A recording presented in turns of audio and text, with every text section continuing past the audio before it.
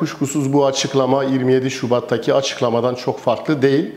Ama önemi şurada, ilk defa 26 yılın sonunda Sayın Öcalan'ın İmralı'dan bizzat kendi sesiyle yayınladığı mesaj olması bakımından önemli. Bu çağrının şöyle bir karşılığı olacak.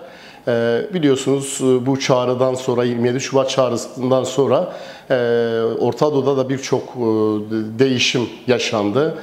İsrail-İran savaşı tırnak içinde çatışması söz konusu oldu.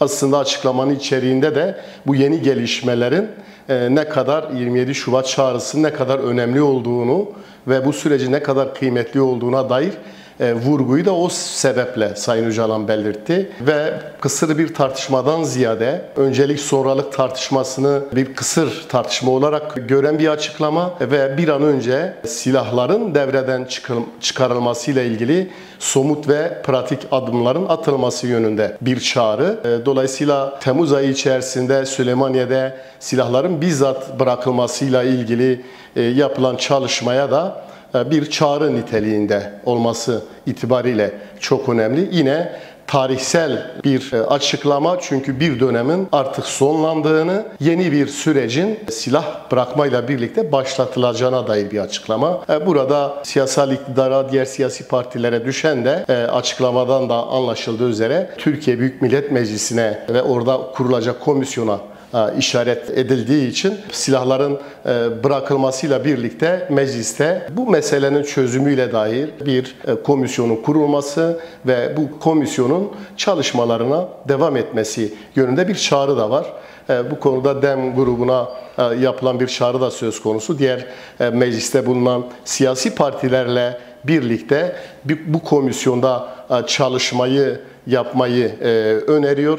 Bu doğru ve yerinde bir açıklama ve öneri. Çünkü daha önce de Sayın Bahçeli'nin bu benzer açıklaması vardı. Ancak bu iş meclisten doğru bir komisyonla çözülebilir. Yine komisyonun kurulmasıyla ilgili yasal bir dayanaktan da söz eden bir açıklama olduğunu zaten kamuoyu da bunu açıklamayla birlikte öğrenmiş oldu. Burada sürecin aciliyetine dönük yapılan bir açıklama da var, bir işaret de var. Gerçekten çok Orta Doğu'da dinamikler her gün değişiyor, her gün yeni gelişmelerle karşı karşıyayız ve birçok değişime gebe bir coğrafyada yaşıyoruz. O sebeple Sayın Öcalan'ın çok acil olarak, çok hızlı bir şekilde bu sürecin tamamlanmasına dönük çağrısı bize göre de çok kıymetli ve burada bütün toplumsal kesimlere, hukukçulara ve bütün aydınlara, yazarlara, gazetecilere, siyasetçilere ciddi iş düşmektedir. Çünkü biliyorsunuz daha önceki açıklamalarda aslında toplumun büyük çoğunluğu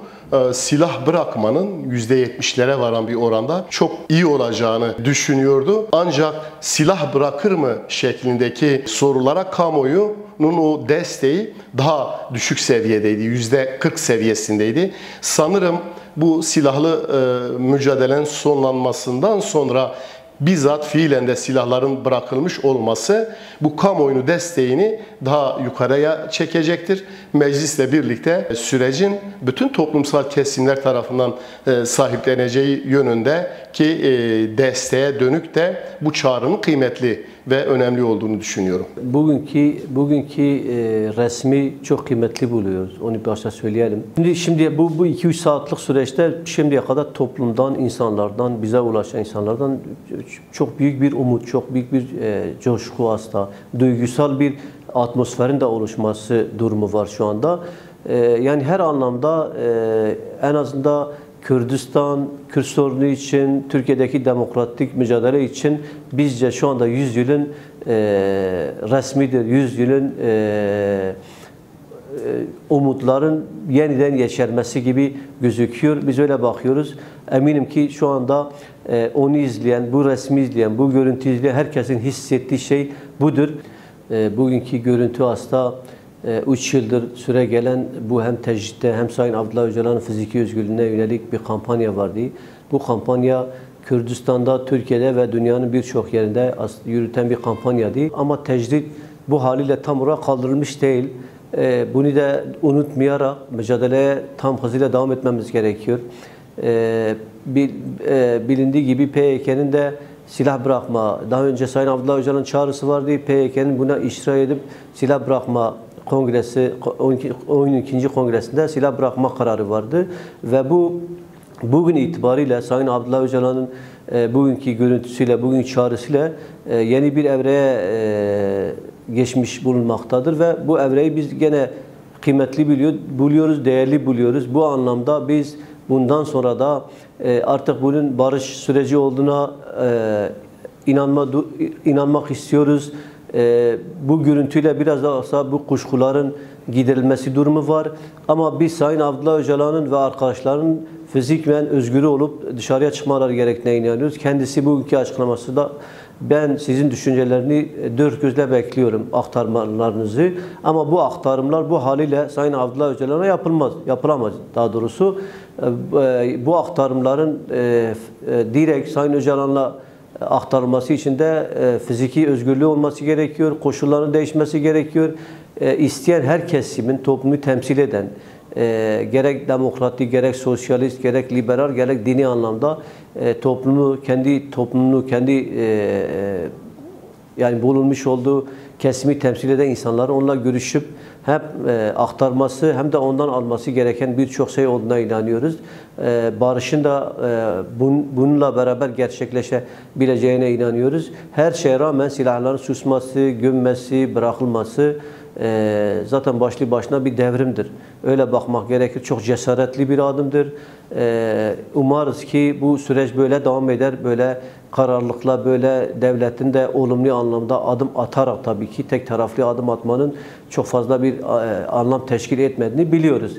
Bir tarafın sürekli fedakarlık etmesi ile bu sorun çözülmez. Çünkü iki tarafın da olumlu anlamda adım atması gerekiyor. Görüşmeler, sözler, verilen beyanlar biraz da bu sürecin kararlılıkla devam edebileceğini düşünüyoruz. Ama her şeye rağmen devletin bir an önce hem Sayın Abdullah Öcalan hem diğer yanındaki TÜSAK'ların ve genel anlamda Türkiye'deki tüm TÜSAK'ların bırakılması gerekiyor. Bilindiği gibi cezaevinde yüzlerce TÜSAK var. Şu anda hasta olan TÜSAK var. Bu TÜSAK'ların da bir an önce bırakılıp tam teşekküllü hastanelerde tedavi görmesi gerekiyor. Yani biraz da süreç, bu sürecin en iyi adımı, en iyi niyet adımı bizce hasta TÜSAK'ların bir an önce bırakılmasıyla başlayacak diye düşünüyoruz. Gene dediğimiz gibi bugünkü resim tarihi bir dönümdür, tarihi bir tanıklıktır. Hepimiz açısından umut teşkil etmiştir. Bizce hem Türkiye, Kürdistan hem de Orta Doğu'daki tüm barış isteyen, demokrasi ve hukuk isteyen tüm kesimlerin de bu resimle, bugünkü görüntüyle umutlandırdığına inanıyoruz. Bu sürecin, bu adımların devamını diliyoruz.